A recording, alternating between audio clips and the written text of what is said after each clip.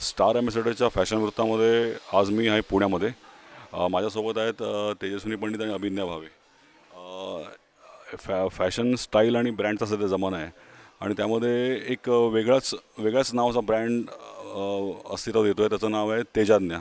तर त्याबद्दल आपण त्यांच्याकडून जाणून घेऊया. तेजाज्ञा नावाचा ब्रँड आम्ही ओपन केला आहे, जो ज्याच्या अंडर आम्ही साड्या बनवतो, साड्या डिझायनिंग करतो. मी आणि अभिज्ञा आमच्या डोक्यात सहज गप्पा मारता मारता असा विषय चालला होता आमचा की स्त्री ही सगळ्यात सुंदर कशात दिसते, तर स्त्री ही साडीमध्ये खूप सुंदर दिसते. आणि ती कुठल्याही पद्धतीची साडी नेसलेली असू देत तिने, ती गुजराती स्टाईल असू देत, ती मराठी स्टाईल असू देत, ती नऊवार असू देत किंवा बेंगॉली स्टाईल असू देत किंवा कुठल्याही रादर आणि कुठल्याही मटेरियलमध्ये असू देत, साडीमध्ये स्त्री जशी दिसते तशी ती इतर कुठलेही कॉस्ट्युम्स घातल्याने कधीच दिसत नाही.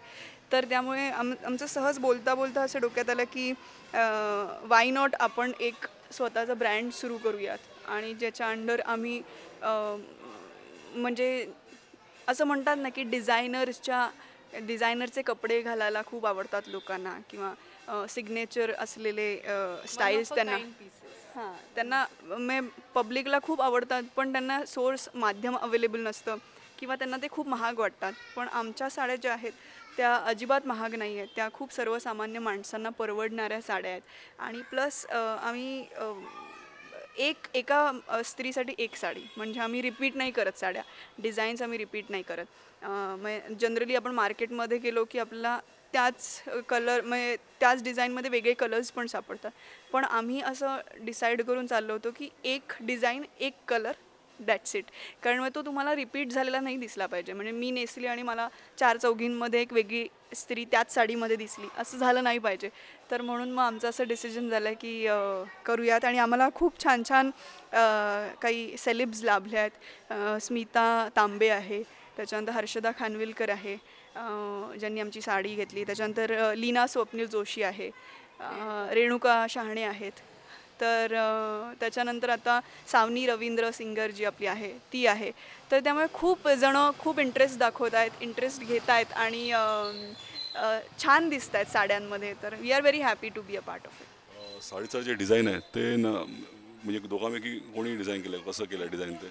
नाही, आम्ही दोघीही मिळून ठरवतो. आमचं म्हणजे असं असतं की जेव्हा आम्ही कुठलंही फॅब्रिक घ्यायला जातो तेव्हा आम्ही स्वतःहून पर्सनली जाऊन ते फॅब्रिक्स घेतो.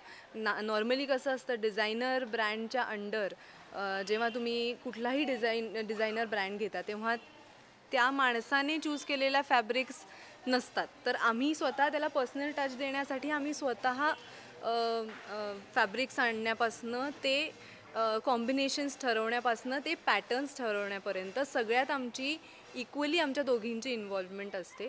सो त्याला एक पर्सनल टच देण्याचा आम्ही प्रयत्न केलेला आहे. म्हणजे त्यांना असं नको वाटायला की ठीक आहे, सेलिब्रिटीज जर डिझाईन करतायत तर मग नुसते त्यांच्या नावा अंडर आम्ही नाही विकत आहोत. आम्ही स्वतः पर्सनली त्या साड्या बनवून त्याचं स्टायलिंग ठरवून मग आम्ही प्रेझेंट करतो आमच्या कस्टमर्ससमोर. आणि त्याच्यात एक पर्सनल जनरली कसं असतं, नुसतं साड्या मिळतात आणि त्याच्यावर ब्लाऊज पीसेस मिळतात, पण आम्ही त्या ब्लाउजेसचे स्टाईल्स पण देतो. आणि आम्ही म्हणजे आम्ही सेमी स्टिच ब्लाऊज देतो की तुमच्या टेलरकडनं जाऊन तुम्हाला फक्त ते तुमच्या फिटिंगमध्ये करून घ्यायचं आहे. बाकी अदरवाईज स्टाईल कंप्लीट दिलेली असते की ह्या साडीला सगळ्यात बेस्ट सुटेड ब्लाऊजची स्टाईल कुठली असेल तर ती आम्ही स्टाईल देतो. तर त्यामुळे बायकांचं एक काम अगदीच सोपं होऊन जातं की आता परत ठरवत बसा की काय आता याला ब्लाऊज स्टाईल करायची. तर मग ती पार्टीवेअर साडी असू देत किंवा ती नॉर्मल साडी असू देत, तर ती आम्ही समजा आता कधी एका व्यक्तीला एक साडी आवडली समजा तर ती परत समजा साडी परत मिळणार नाही आहे आपल्याला माहिती आहे, पण असं कोणाचं राहून गेलं का कधी की अरे मला ही साडी पाहिजे होती म्हणून असं? खूप झालंय की खूप आमच्या क्लायंट्सचे आम्हाला फोन येतात की मला अशीच साडी पाहिजे. पण काय होतं, मी जसं म्हटलं तसं मगाशी की आम्हाला ती रिपीट करायला आवडणार नाही, तर आम्ही ते क्लायंट्सला पण तसं स्पष्टपणे सांगतो. आणि अगदीच आमच्या क्लायंटने आम्हाला खूपच इन्सिस्ट केलं की नाही मला आता ह्यापैकी बाकी कुठली मला हीच पाहिजे, तर मग आम्ही त्याच्यामध्ये थोडेसे फेरफार करून देतो. म्हणजे एक्झॅक्ट सेम नाही, मग आम्ही त्याचा ब्लाऊज चेंज करतो किंवा त्याचे बॉर्डर चेंज करतो किंवा असं थोडंसं चेंज करून आम्ही ते साडी त्यांना देतो. अजूनपर्यंत किती साड्या डिझाईन केल्या अजूनपर्यंत अशा? आम्ही ऑलमोस्ट 35-40 साडीज झाल्या असतील आत्तापर्यंत. आणि त्या ऑलमोस्ट सगळ्या विकल्या गेलेल्या आहेत. त्याच्यामुळे आता आमचं असं झालंय की आता असं झालंय की डिमांड खूप वाढली आणि आणि सप्लाय supply कमी. सध्या शोरूम वगैरे कुठे काय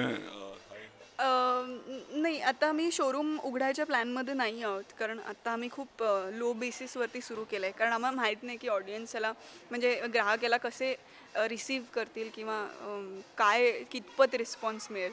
पण आता आम्ही जेवढा रिस्पॉन्स बघतो त्याच्यावरनं आम्हाला असं वाटायला लागलं की आम्हाला लवकरच बहुतेक स्टोअर टाकावं लागणार आहे.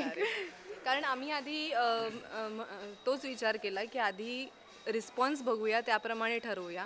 पण आम्हाला खूप सुंदर रिस्पॉन्स मिळालेला आहे सगळ्यांकडूनच. आणि स्पेसिफिकली आमच्या जे काय म्हणतो, देर इज अ स्पेशालिटी आमच्या साड्यांमध्ये. म्हणजे आम्ही खण वापरतो किंवा ब्रोकेड. हे साधारणपणे ब्रोकेड तर खूप स्टाईल आहे, खूप पण style आहे. आपल्याकडे खणाच्या साड्या खूप कमी वेळेला दिसतात. म्हणजे खणाचे ब्लाऊज असतात, खणाचे ड्रेसेस असतात, पण साड्या बघायला मिळत नाहीत, जरा दुर्मिळ आहेत. आणि आजकाल कसं झालंय की लोकांना खण म्हटल्यानंतर खूप असं वाटतं की पेशवाईकालीन सगळं आहे वगैरे असं. पण आम्ही त्याला खूप आत्ताचा मॉडर्न टच देऊन त्याचे मिक्स मॅच करून असे आम्ही काही साड्या केल्या आहेत. तर त्यामुळे त्या खूप इंटरेस्टिंग आहेत आणि त्याला खप पण तेवढाच आहे. त्यालाच जास्त डिमांड आहे ॲक्च्युली. मगाशी फोटोशूट करताना पण बघितलं मी, पण तुम्ही फोटोशूटमध्ये स्वतः नाही आहेत, तुम्ही बॅकस्टेजचंच जवळ सगळं बघताय सगळं. म्हणजे असं का, म्हणजे तुम्ही स्वतः का नाही? तुम्ही स्वतः- गेल्या वेळेला आम्ही ॲक्च्युली काय झालं, आम्ही फर्स्ट शूट केलं पण आमची खूप पळापळ झाली फर्स्ट शूटला. मग की मॉडेल्स आम्ही अर्धी साडी नेसली, अरे हिचं बघ वगैरे असं. त्याचं ड्रेपिंग नीट नाही झालं आहे वगैरे, इथपर्यंत आमची पळापळ चालू होती. तर यावेळेला आम्ही असं मुद्दामून ठरवलं की आता आपण थोडेसे मागच्या गोष्टी सांभाळूयात आणि जेव्हा प्रॉपर काय म्हणूया त्याला आपण सेट होऊन जाऊ, आपल्याकडे मॅनपॉवर खूप जास्त येईल, तेव्हा मग probably will stand as the models. पण आत्ता तरी आमचा असा विचार आहे की आपण बॅक ऑफ द कॅमेरा राहूयात. आणि या साड्या मुंबईमध्ये पण आहेत का पुण्यामध्येच? या साड्या ऑनलाईन खूप आहेत, म्हणजे फेसबुक, ट्विटर, इंस्टाग्राम ह्याच्यावरती आमचे पेजेस आहेत, त्याला लोक फॉलो करू शकतात. तर त्याच्यावरती आमचे अपडेट्स येत राहतात, नवीन साड्या, डिझाईन्स ते सगळे आम्ही त्याच्यावरती पोस्ट करत असतो. आणि you just have to send us the pic की तुम्हाला कुठली आवडली आहे साडी. त्याचा तुम्ही पिक आम्हाला पाठवला की आम्ही त्याची प्राईस कोटेशन आम्ही सगळं सांगतो आणि मग इफ यू वॉन्ट मग तुमचा ॲड्रेस दिला आम्ही त्या कुरिअर करतो. तुमच्या वेबसाईटचं नाव? तेजाज्ञ क्रिएटिव्ह बडी प्रोजेक्ट असं आमचं फेसबुकवर आहे. इंस्टाग्रामवर तेजाज्ञ, ट्विटरवर ऑल्सो तेजाज्ञ, TEJADNYA. नाव खरंच वेगळं आहे. नावामध्ये म्हणजे नावामध्येच भरपूर गोष्टी आहेत. ॲक्च्युली माझं आणि अभिज्ञाचं नाव त्याच्यामध्ये आहे. तेजा म्हणजे मी आणि ज्ञा म्हणजे अभिज्ञाचा ज्ञा आणि तेजस्विनीचा तेज. तर असं आम्ही ते तेजाज्ञा असं केलं आहे. सो नावापेक्षा काम खूप इंटरेस्टिंग. आमचा विचार पण चालू आहे रादर थोडंसं एक स्टेप फॉरवर्ड जाण्याचा. साड्यांबरोबरच अजून काही आपल्याला गार्मेंट्स लॉन्च करता आले तर.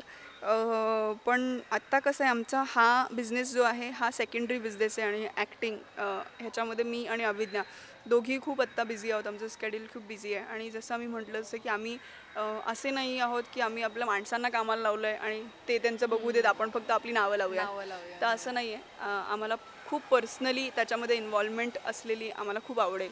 तर आणि मला खात्री आहे आमच्या प्रत्येक कस्टमरला सुद्धा ती आवडेल की त्यांची पर्सनल इन्व्हॉल्वमेंट असली तर मजा येईल. तर म्हणून आम्ही आत्ता तरी एक जे पुढचं पाऊल टाकायचं आहे त्यासाठी आम्ही जरा थांबलो आहोत.